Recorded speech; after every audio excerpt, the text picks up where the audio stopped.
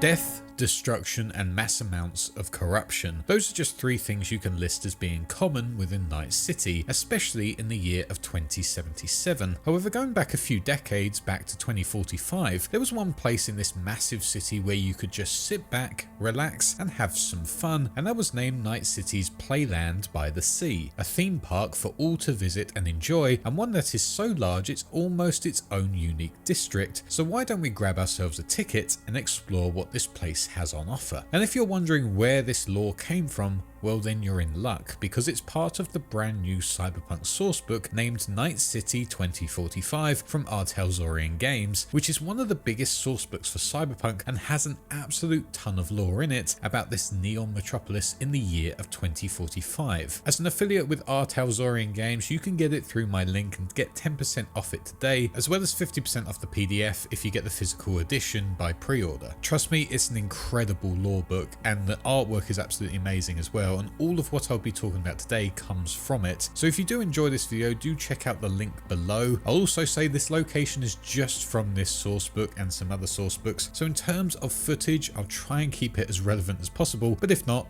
just enjoy some Night City B-roll whilst you learn about this unique location. But with that all said, let's dive into the happiest place in Night City. This is the Playland by the Sea.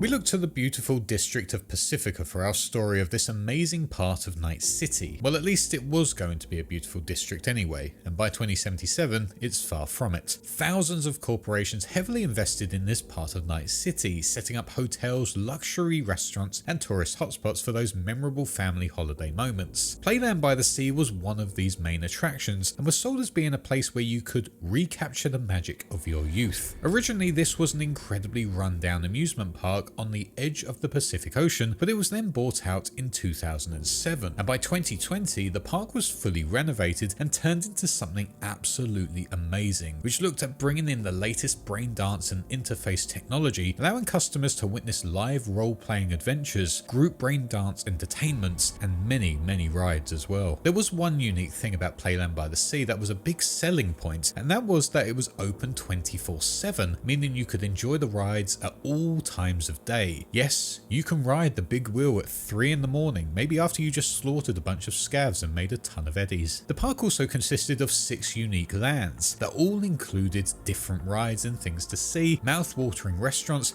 and so many other things that'll make your visit so memorable. Behind the scenes, however, this whole park was developed and invested by the SoCal group named Tower of Dark, who might seem harmless on the surface, despite being labelled an investment cartel, and they have allowed for some dubious things to happen within this park that may make it a bit more unnerving when venturing around it. The first example isn't a negative one, but it's information that has been pretty closed off to the public, and that is the park's security, which is officially advertised as being Protective Lightning, a security branch who has years of experience in drone surveillance. However, if you were to look up Protective Lightning within Night City, you will notice they don't actually do anything else within the city. That is because Protective Lightning is a subsidiary of Tower of Dark. The park advertises that Militech are also a proud protector of this park as well, specifically within the Segatari Discovery Zone, but it is believed by the media, Jericho Hunt, that Militech are only really there for one reason, and that is not really to protect the general everyday public, but to guard Segatari robotics and their virtuality technology from falling into any other competitors' hands. One of the most worrying things that Tower of Dark seem to do within this park is allow the party gang named the Piranhas to roam around the park without any problem, as well as other yo gangs. The Piranhas are not seen as a problem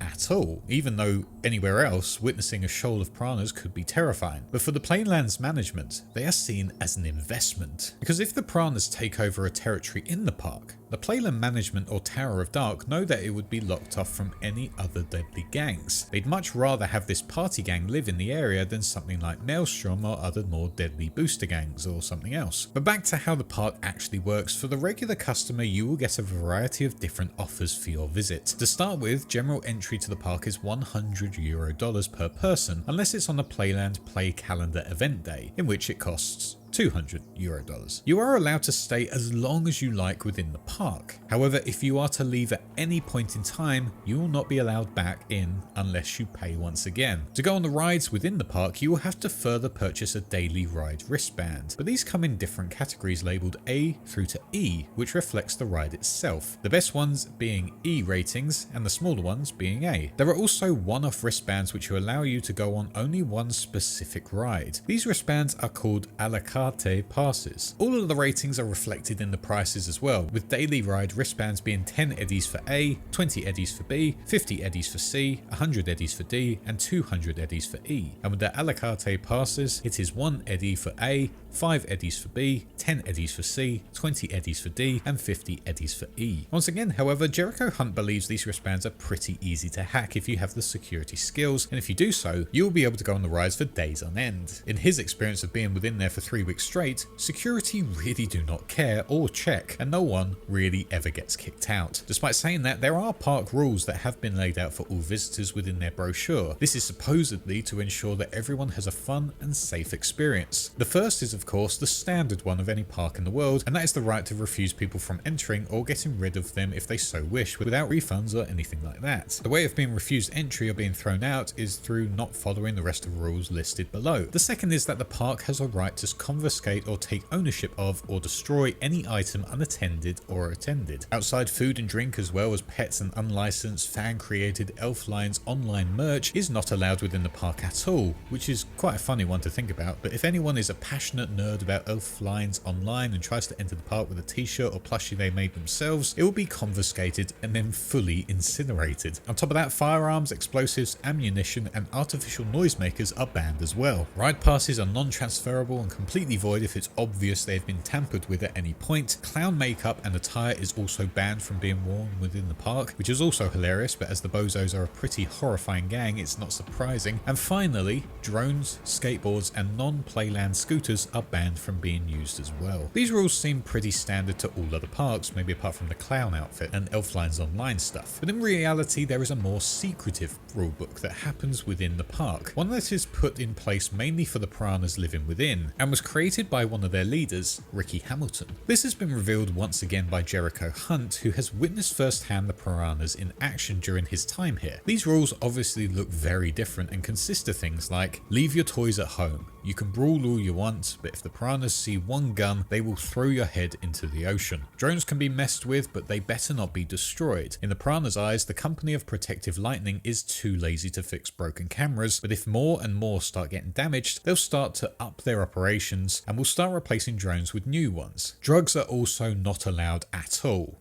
Well, actually they are, but only piranha-made drugs. If any other drugs are being sold within the park, they will once again throw their heads into the ocean. The staff of Playland are fully under the protection of the piranhas and are never to be messed with at all, but that said, the piranhas are totally fine with the members picking on the rich guests, but as long as it doesn't breach one of their other rules. For example, kids are not to be messed with at all. In the view of the piranhas, their lives are already so messed up, they wouldn't want to make it worse for them. On top of that, however, while small brawls are allowed, fights are only encouraged if the person starting it knows they can actually finish it. Starting a fight against well-armed solos, corporate bodyguards, NCPD patrols, nomads, FBCs, and linear frame jockeys, as an example, are massively advised against, as they are just too powerful to take on. If one of the piranhas did jump one of these individuals or factions, other piranhas are advised to let them deal with it on their own, and if they need help, well, tough. They started it, they have to figure it out themselves. The final rule to me is a very funny one and is pretty much identical to the real rules at the park. And that is, if anyone with clown makeup is seen within the park, they must report it up the chain of command. Bozos and voodoo boys are seen as unwanted gangs and are actually labelled as an infestation by the piranhas. And to them, they need to be stomped out as fast as possible. And with all that memorised, you'll be able to venture through the park itself without worries. But before we explore what the actual park has on offer, we have to look at who works within it. Not the piranhas, the actual workers and management of it all.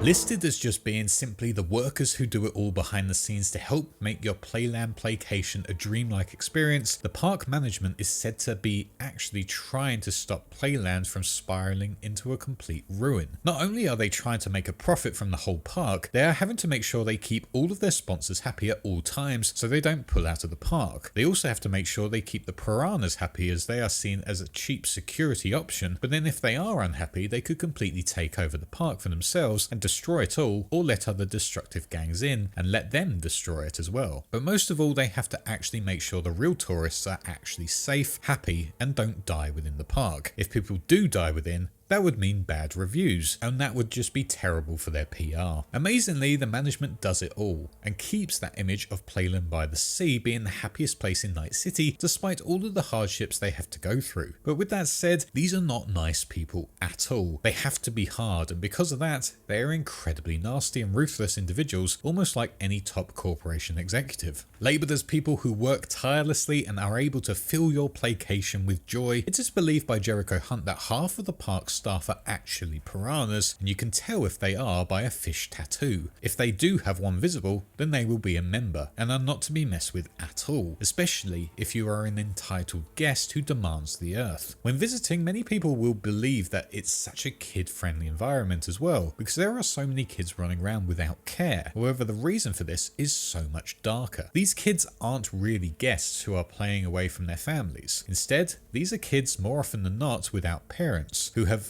run away from them or have sought out a new home away from the city centre. They have ventured through the hostile parts of Night City and snuck into the park to now live there. However, management do nothing about this, and to some extent the piranhas protect them, like stated in their rules of the park. However, management only allows them to stay if they help the park run. Technically, these kids, or what is known as yo gangs, are a form of slave labour. They are allowed to stay in the park in hidden corners, but only if they give back. But this has created a massive society of kids, and because of it, they have all split off into their own unique yo gangs. Yo gangs being kid-only societies, and when they age out of it, will most likely join the piranhas or be left on their own to venture the rest of the city. These yo gangs consist of the Beaver Dam. These kids come from corporate families and have lost their parents due to their poor job performances. This yo gang, however, is management's best friend, as they organise all of the work for the other yo gangs. There's the Children of the Night. By the name of it, it might not be a shock to tell you that these kids are goth teens who help out in areas fitting their aesthetic, such as the Haunted Woods, which we will explore in a bit. They also work closely with the piranhas, doing stuff for them, as well as doing tour guides for guests, albeit these are off-the-book activities and not officially endorsed by the park. The Eco Warriors, like the name suggests, are yo-gangers that look after the park's green spaces to the best of their abilities. They have a fixation on biotechnica things, like their reference forests, and their whole society is in the hope that one day they will get to run away and live within one. The Faces aren't actually an official yo-gang, they are just more of a folk tale told throughout the other yo-gangs. According to them,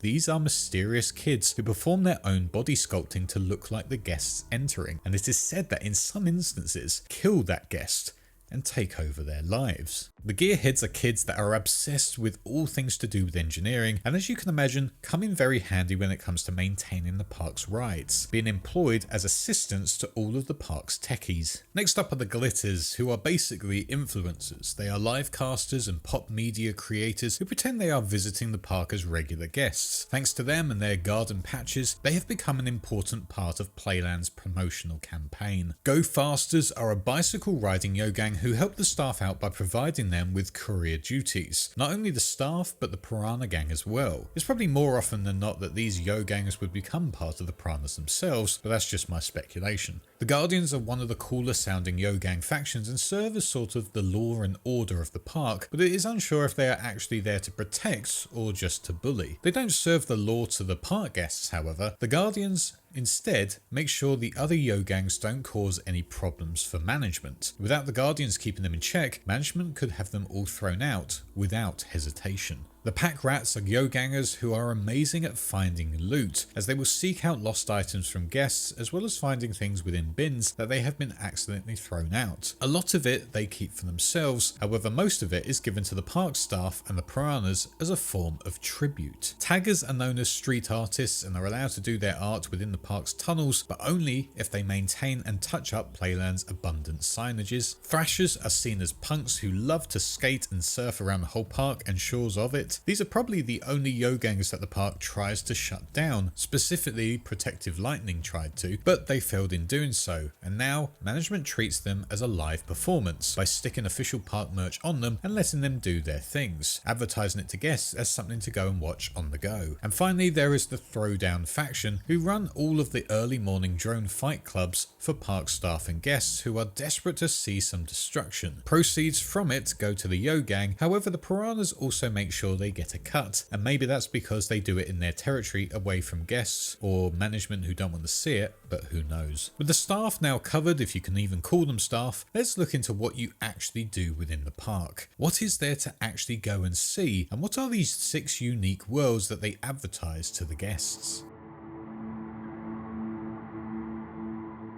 Throughout the year, Playland offers their guests so many unique things to go and see that go alongside their regular attractions. But before we explore those regular rides, the park have special events that happen throughout the year. Starting just after the turn of the new year, the park will run an event named New Year, New You, where Biotechnica will take over the park for 3 days, January 1st to 3rd, and offer up a pop-up clinic where you can body sculpt yourself to look different and make the changes you've long awaited. Your ticket comes with half off of this service and will be on offer every single new year the park is open. In February is Valentine's Day, and on this day, Playland will run date nights on the weekend closest to Feb 14th. Here a live tournament will take place in the area of Lover's Lane named Sir Valentine's Jousting Tournament, and it is advertised as being the perfect place for you to woo your favourite prince or princess. And following that is Mardi Gras, or as it is named in Playland, Party Gras, which is a 48-hour event for adults only, as they are able to attend a locking party on Fantasy Island. This specific event, which is strictly no kids, whether or not yo-gangers are in this area is unknown, but it runs through Fat Tuesday to Ash Wednesday in that month. The kids do get April 22nd, however, or the ones leaving school to look for a career do anyway, as Playland launches the Junior Executive Job Fair, where Segatari, Biotechnica, Rocklin Augmentics, Continental Brands and Militech all show up to help adapt resumes and give careers advice. A perfect time to become that corpo you've always dreamed of being. May brings about the week you can finally become that famous character from Elf Lines Online, as the game takes over all of the park between the 1st to the 7th. Here the whole park is completely changed by Segatari to look like the lands of the game, allowing you to feel like a character within it. Cosplay is required for you to come in, and if you aren't in cosplay at all, you will be ejected from the park. June is the summer of love apparently, and once again sees events happening in Lover's Lane, as live music is played for all lovers and the benches are free of charge to sit on for however long you want. The whole event is to help welcome the summer solstice in, and what better way than with love and music. Later in June on the 29th is Western Celebration Day, where the Quarry Junction celebrates the wonder of Old West era San Francisco with an all-day parade in period dress. Later in August on the 20th is Corporate Center Memorial Day, a day that is dedicated to the victims of the corporate center bombings. With everything that is made on entry tickets, 2% is sent directly to the cleanup job within the hot zone itself. September is the best day for all people who are gigantic in size or extremely small, as well as children of course, because on the week of September 1st till September 7th is End of Summer Family Days, and on this week all height restrictions are lifted, meaning even if you are far too short or far too tall to go on a ride, it doesn't matter. This is your week to finally enjoy the rides on offer, even if you may have to hold on really tight or duck occasionally. October of course brings about Halloween, and with it comes Fright Nights. Every weekend in October sees the haunted woods come alive with terrifying scares. Finally, the crime-riddled gangster-infested districts of Night City isn't the scariest thing in it. Now, it's the haunted woods of Playland by the Sea. Last week of November is yet again another America Day, as Playland celebrates Thrills Giving, where Tom the Thrill Jesus. Where Tom the Thriller Key arrives at Thill Hill, turning up all of the rides to make them even faster. But it only lasts 1 week, so if you want a thrill to see Tom the Thriller Key for thrills given, this is your week. What a thrill. And finally we have December, which obviously celebrates Christmas with Playland's Merry Merry Parade, all thanks to Protective Lightning, who lights it up into one big Christmas tree and gets it ready for the Christmas spirit. Every night during this sees a massive drone parade that is unlike anything out there and displays the true power of the park's technology. There is one catch to all of this, however, that is never really told to the people who attend the park, and that is that seasonal events mean the staff absolutely have to work 24-hour shifts, and that's made worse for if you're scheduled to work the very next regular day, meaning some staff are working non-stop for around 36 hours in a row. Yeah, pretty horrific. But on those non-event days, the rest of the park is well worth exploring with its, as mentioned, 6 unique lands. The first land is Fantasyland, a place primarily for adults, as it is a place where your desires can be explored and you can drink and party all day and all night long, every single day. Filled with 8 different things to do, Fantasyland is run by the Piranhas, as they have a heavy presence here, watching over things like the Aquarium Fantastique, rated E, considered a classy club, but it's actually just a piranha hotspot. Garden of Desire, rated A, which is filled with joy toys that are tailored to your specific requests, but if you answer drugs to every single question asked by the system, you'll meet the piranha leader. There's the Hall of Nightmares, also rated A, which is what you can imagine it is. It's a Hall of Nightmares, it's meant to scare you. The Hydro Subsidanium Artificial Ocean, rated B, supposed to be a real unique party area. It hasn't really ever been opened, however, as it's constantly closed for maintenance. The Island Dreams Hotel, the Smash Bar and Grill, which actually contains some terrible food, but the Smash is fantastic and made by the Piranhas themselves. There's also the Submarine Tours, which isn't actually available anymore due to an accident 4 years ago, and that was just a Piranha's drug lab. And then finally in Fantasyland is the Play Tower, which is rated D, a massive tower that has 4 Euro style clubs that spin in the air: the Electrice, Chrome, Rost, and New. That said, it's now the Piranha's private club,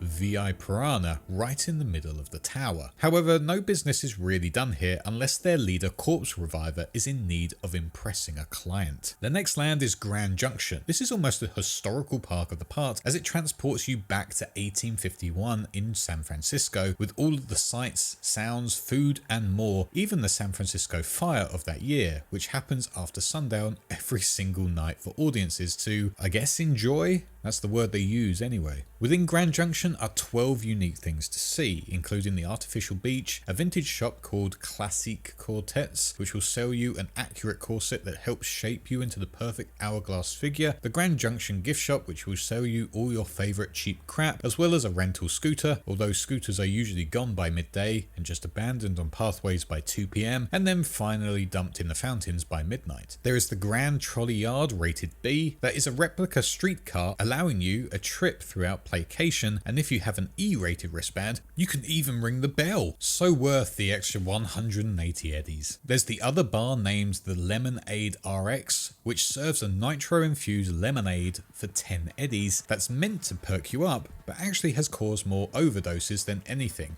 leading to frequent trauma team callouts. If you were to drink a second Lemonade RX within 24 hours, you'll be hit with a critical brain injury. The Lost and Found is located here where drones pick up all lost items, and the pack rats live here within the basement. The Meet and Greet Plaza, rated C, where you can get your photos with the iconic Play the Playland Panda, Mary the Mermaid, and Tom the Thrillerkey. Paradiso Aqua, a luxury neo-Italian restaurant led by head chef Leonardo Calvano, where the meals are 500 eddies per person. The 1880 inspired sweet shop, simply named San Francisco Sweets, which gets high praise from Hunt. Sourdough Central, the local bakery which makes, as you can probably tell, fresh sourdough, as well as giving you a history on how it came to be, with each loaf costing 20 eddies a piece and a bread making kit costing 100 eddies a piece. A great place to learn about basic food and also for the Yogangs to get lunch. There's also the Wharf Club, which is closed for renovations. It was said that this used to be a place for Night City's elite, but now the Tower of Dark is looking to turn it into a small cruise ship. And finally there is the Wharf Hotel, an extremely expensive hotel costing 500 eddies per night, where the staff are trained to behave in a snooty manner to fit the ambiance. Next up is the lands of the Haunted Woods, a deep dark forest area that is targeted at those who want to be scared and love a bit of horror outside of the regular gang attacks and god-awful food found in the main city. An area filled with monsters and other things that are rumoured to be lurking in these ancient areas. That said, because of the fake trees, no security is able to really patrol the area, making it a nice spot for the Bozo gang to get in without notice, and led to a slaughter of over 30 park workers that was covered up by the Tower of Dark. Despite that, it offers some other terrifying things to see, including the Carnival of Screams, where you can test your throwing arm, marksmanship, strength, and balance. But that said, since the attack by the Bozos, no one really wants to staff these games, and because of it, it's the yo-gangers who are behind the stalls working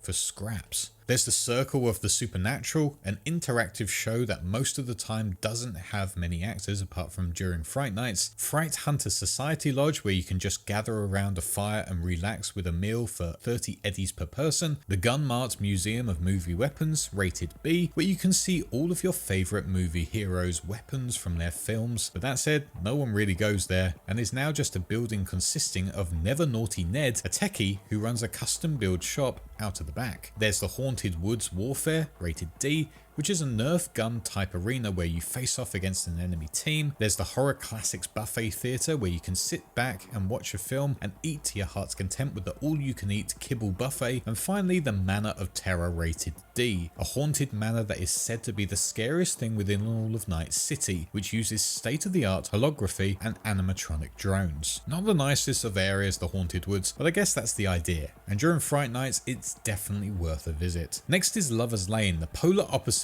of Haunted Woods, a relaxing place for those who just wanted to sit back and relax and maybe share a romantic moment with their other half. That said, the place is littered with musicians and performers, as well as faulty benches, so arguably it isn't always the most relaxing. Under some medium protection of protective lightning, Lover's Lane consists of the Grand Hotel, the park's biggest hotel, which costs 250 eddies per night. According to Hunt, however, it is mostly left empty throughout the year, apart from at peak times. There's the Lovers Cafe, which is labelled as the perfect date spot filled with music and a meal for two, costing just 50 eddies. That said, if your date goes super well, do not go on and have sex within this cafe or you will be thrown out completely. I don't know why that's a note by Hunt, but good to know, I guess. There's the Memorial Zen Garden, rated A, which allows you to relax in this tranquil area. Once sponsored by Arasaka, but now pretty much sponsor free thanks to the Fourth Corporate War. The Mermaid Fountain, also rated A, is a huge fountain surrounded by tons of seating for everyone. This is where Mary the Mermaid had their show, with synchronized swimming being performed by Aquaform Bioexotics on an hourly basis. This is one of the highest paying performer jobs in the park, and that is all thanks to Biotechnica, who heavily invest in this area, and because of it, the performers are some of the best. Playland's Amphitheatre and Reflective Deck, rated A, is a photography area which allows you to record your precious memories of the park for just 10 eddies. That said, if you sit on the bench for too long, the time limited technology will kick off after 15 minutes, and you will be electrified to get you off quickly until you rescan your wristband once again. There's the mobile restaurant and mascot named Torta Tortoise, which is the only mobile restaurant in the park which sells sandwiches for just 10 eddies apiece. Hunt makes a note to say that Torta Tortoise is actually a solo named Miguel, a Samsung FBC with a custom mascot shaped shell who wears a specialized cart to carry his tortas and keep them warm, with all of them being made by his family as well. And finally, there is the Troubadour cart, which is a portable cart of musicians that goes around playing romantic music all of the time. Operated by a rockaboy or rockaboys, it is seen as the most humiliating thing to do, and also the worst thing to experience when in Lover's Lane, as it is just obnoxiously loud. And not only that, if they do stop playing at any time, it is said they will get shocked by the same technology as the one on the benches. Quite a shocking location, quite honestly. Next is the Segatari Discovery Zone, under the protection, as we mentioned earlier, by Militech. This is the tech center where you go for the arcades and for interactive versions of video game worlds everyone loves so much. In their words, here at Segatari Discovery Zone, you don't just play the game, You will be the game. This whole area is absolutely packed with sponsors supporting it, with Militech keeping a key eye on it, and there is a big rumour that the MMO game Elfline's online servers are located underneath this specific part. The area is known for its tech-based exhibitions such as the Autumn Palace Hotel. This hotel is the perfect recreation of the legendary location from the game, and is actually the same price as the Grand Hotel, only costing 250 eddies a night. Perfect for those who love the game and want to fully immerse themselves within it. There's also the Bioexotic Cat Cafe, which is a cafe solely set up to help show you the latest biotechnica advances in biosculpting technology. It's also the only place you can get a bioexotic package without the need of a fixer. Bubba's Cafe was actually meant to be a massive sphere for Petrochem and their world of chemistry. However, they pulled all of their funding out and now it's just known as Bubba World, which helps you explore the different cultures around the world whilst having a drink. The world probably being the video game as well. Continental Brand's Kibble Court is your big standard food hotspot where you can get your favourite kibble to eat. Nothing special about it really, apart from the fact that you can watch it being made in their exhibit, and all staff get their kibble at a discount. One of the biggest parts of this land is the Elfline's online exhibition, a place all big fans of the game will want to experience. Here you can go in, hook into the nutrients drip powered by Surge, log into your account and play for as long as you want. There are no time limits at all, so how it makes money is beyond anyone, especially as it doesn't require a pass at all. Jericho Hunt believes this area has something wrong with it, but it's unsure what. The Hula Room is Rocklin Augmentic's pride and joy, a place that shows off their latest chrome through big shows that involve lots of fire from cyberware enhanced fire dances. It's a brilliant way of advertising their latest chrome to the public. Claws is your perfect spot for getting nails done, light tattoos and tech hairstylists who will help transform your new look. A perfect spot for those wanting a change, just don't go asking for a fish tattoo, as that place is owned by the piranhas. Old Heroes Point Labyrinth, rated B, is yet again another Elfline's online area where you can join the virtual area of the game with your bow. Honestly, one of the most technological areas in the whole park, and it's a brilliant exhibition according to many guests, even including Hunt, who hates playing these types of games. And finally, there is Port Treasure Shipyard, rated C, an immense water ride that utilizes the same technology as Old Heroes Point to create realistic oceans and feelings.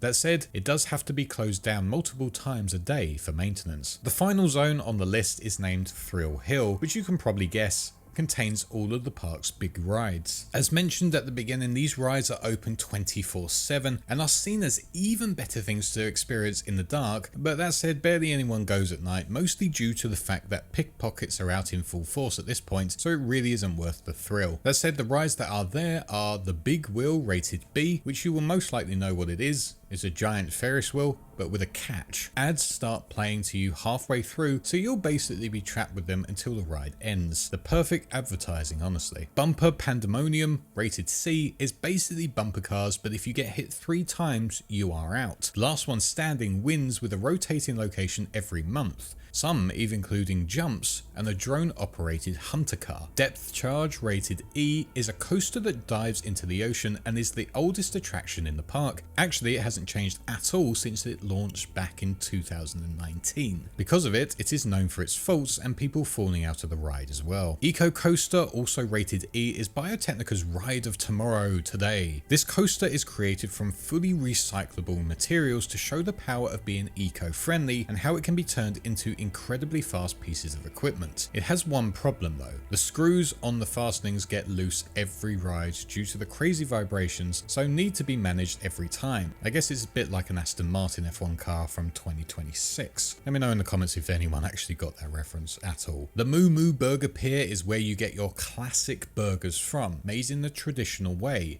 Hot, freshly made, and always topped with classic American cheese, all for just 20 eddies. It's said that this is the last Moo Moo burger in all of Night City, but that it's going to be shut down by Continental Brands. And considering there's no sign of this burger area in 2077, I think it's safe to assume they had shut it down completely and replaced it with whatever synthetic meat they came up with. Hammerhead Industries Beer Garden is what you'd expect. It's a classic beer garden where all beer is served for just 5 eddies and 3 eddies between 10 PM and 8 PM. All the British people hearing this have just collapsed on the floor. That is far too good a price. That said, they are notorious for serving minors, and anyone that gets drunk after 10 PM usually gets jumped by yo gangs. Kibble Cakes is yet another kibble spot, but this time with lots of sugar in it, where you can get pre-sweetened kibble pancakes wrapped around a scop sausage for just 10 eddies. It's also said that 1 in 10 cones include a plastic token that is a one-time pass to any ride in the park. This is a great gift to receive, but if you're rude to the staff, good luck ever getting it, even if you buy hundreds of these kibble pancakes. And finally, the last ride in all of the park is the Laser Light Arena, rated D. Presented by Laser Light and Militech, this is a full laser tag arena for practicing your military skills, actually designed from real military intelligence files. Here you will experience the jungles of the Second Central American conflict, where you can help take out those vicious drug cartels and other enemies from the American government. That said, this isn't a historical ride at all. This is purely for entertainment purposes. Clearly, because if they told the actual history, they'd realise how corrupt it actually was. And with that, that is the happiest place in Night City. Is it really a happy place? Doesn't sound like it, quite honestly. Just feels like yet another part of Night City run by the corporations utilising dodgy, unethical practices to do business, and the park is overwhelmed by gang members looking out for their own interests, disguising it as private security. But whilst it might seem a horrible place, in reality it's still got its amazing sights and somewhat shows off how great Pacifica could have been. It might still be a terrifying place to venture through, but it's certainly different, and you can have a good fun time if you just keep your wits about you. Sadly, in 2077 it looks like the park has finally gone, most likely due to the Unification War, but a part of it still lives on, with some rides being available within Pacifica. Sure, they don't look the best and might be downgrades, but a ride's a ride, isn't it?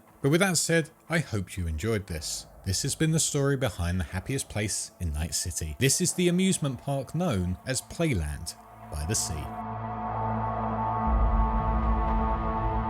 I want to say a big thanks once again for watching this video, and if you did enjoy it, definitely go check out Night City 2045 from Talzorian Games. This book is so rich in lore content and it's absolutely huge. It's so worth a read if you want to know all about the city in the year of 2045. All the links are in the description below, and any purchase massively helps the channel out as well. Big thanks to Talzorian Games for sending me this source book early for me to read, and a big thanks to my patrons as well, including my small fishes, my big fishes, Anthony Bonfiglio and this mind of mine, my YouTube channel Wise One, Sith Lord 906, Video Gamer 75, Kosh1516, Bananontarium and V3XXE, my sharks Dan F and Lorena R, and my megalodons Sinus and Hazy Thoughts. But that is all for now. Check out Night City 2045 for yourself with the links below, and I shall see you all in the next one. Cheers.